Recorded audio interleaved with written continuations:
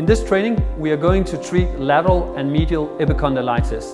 Lateral epicondylitis is also known as a tennis elbow, and medial epicondylitis is also known as the golfer's elbow. Lateral and medial epicondylitis are not caused by an inflammation, but rather by a degenerative change in the tissues. Lateral epicondylitis is the most common overused syndrome of the elbow. It involves the extensor muscles of the forearm. The muscles involved are most commonly extensor carpi radialis brevis and extensor carpi radialis longus. Here we have a lateral view of the left arm. I'm just going to remove some of the muscles from the area, and here I want to show you extensor carpi radialis brevis and extensor carpi radialis longus. The area we are going to treat in lateral epicondylitis is this area.